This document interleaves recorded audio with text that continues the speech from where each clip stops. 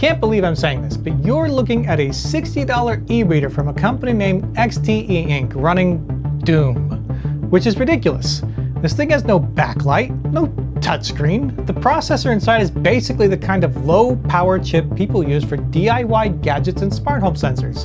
And yet somehow it runs Doom. Not well, obviously. The refresh rate is terrible, the controls are awkward, but it works. And that's still the least interesting thing about this device, because people on the internet have become absolutely obsessed with the XTEINK X4, not just X4 from now on. Not because it's polished, not because it's powerful, and definitely not because the stock software is good. People love this thing because they can change it, hack it, improve it.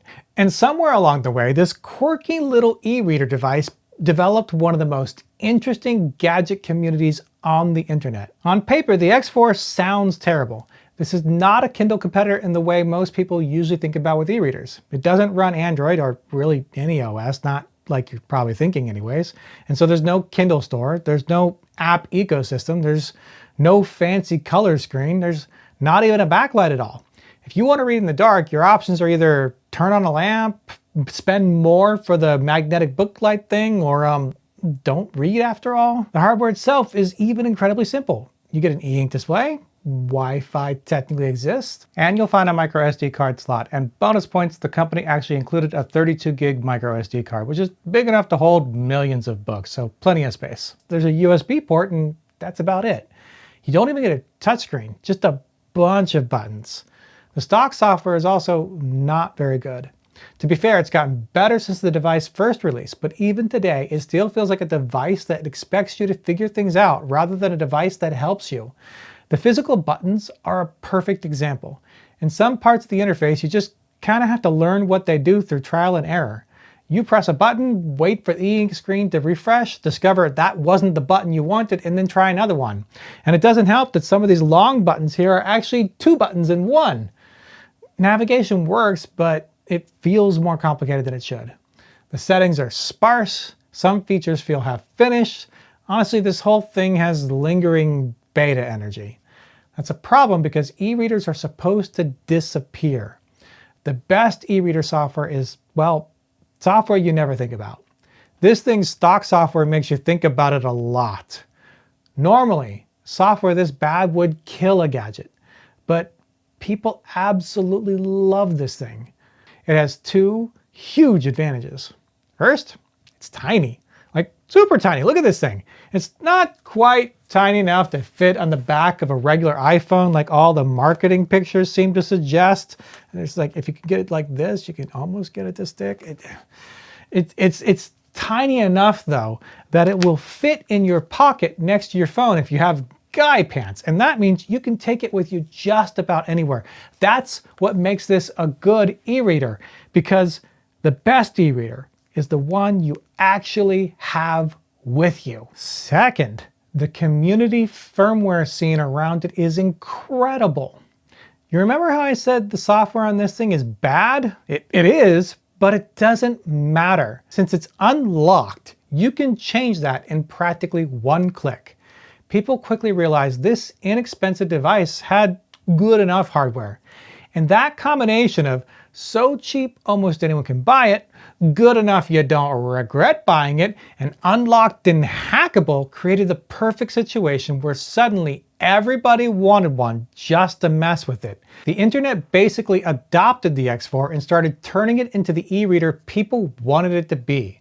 Projects like CrossPoint, CrossInk, and Sumi, I'm gonna go with Sumi, started appearing, each taking the X4 in a slightly different direction. CrossPoint is probably the biggest name because it focuses on turning the X4 into an e-reader many people thought they were buying in the first place, and I like it best too. It has better navigation, better organization, wireless book transfers, better customization, and more importantly, button labels. Actual freaking button labels, which sounds ridiculous to celebrate until you use the stock firmware for 5 minutes and realize why the entire community got excited about this but hated it at the same time. It's so good that XTEINK is actually starting to steal some of those features and import it into the stock software. But things started getting more interesting from there. CrossInk experiments with different interfaces and reading experiences. Forks started appearing with different features, different layouts, and different ideas about what this little device should become. And then there's Sumi, which starts pushing the X4 beyond eReader territory and into tiny e-ink gadget territory. It has apps, utilities, experiments, games, odd little projects people started building simply because they could. This rabbit hole goes surprisingly deep. There are now entire community hubs dedicated to the X4 ecosystem.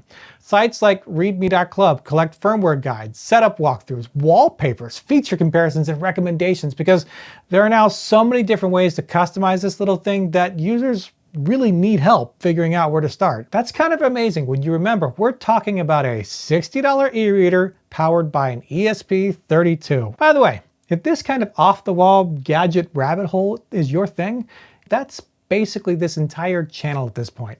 So if you haven't subscribed yet, now is probably a good time. The fact that this thing is so hackable is also why people got nervous recently when reports started appearing that some newer XTEINK devices seemed to be blocking custom firmware flashing. Now, to be fair, the situation is confusing. It appears some of these restrictions may have been limited to certain China market devices that still ended up being purchasable internationally. Then XTEINK released a statement basically saying overseas devices are not currently being restricted and custom firmware is still allowed, and that they aren't changing how existing overseas devices work, which sounds reassuring at first until you notice the carefully corporate wording where they avoid making any promises about future changes on devices sold tomorrow.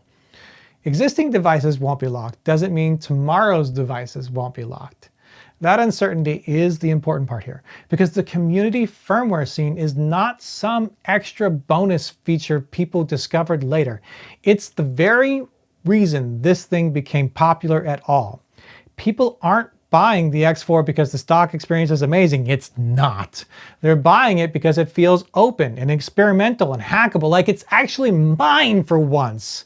It's the kind of gadget the internet can still shape and improve collectively. I think that's why this itty-bitty e-reader became an internet darling in the first place. The X4 is objectively worse than a Kindle in a whole bunch of ways. The screen is smaller, the stock software is rough, there's no backlight, no corporate ecosystem, no Kindle store, so you're gonna have to figure out where to get books from other than Amazon, and honestly, that's why people like it. As long as it stays unlocked, nobody can stop you from changing this thing into whatever you want it to be. You can replace the firmware, customize the interface, turn it into a tiny reading machine that works exactly the way you want. You can put Doom on it. I still have no idea why you'd want to do that, but you can, and it's one click. But nobody can stop you, and that's the beauty of it. It's a gadget that actually feels like it belongs to the person who bought it, and that's $60 well spent. That's it for now, but thanks for watching, and until next time, bye!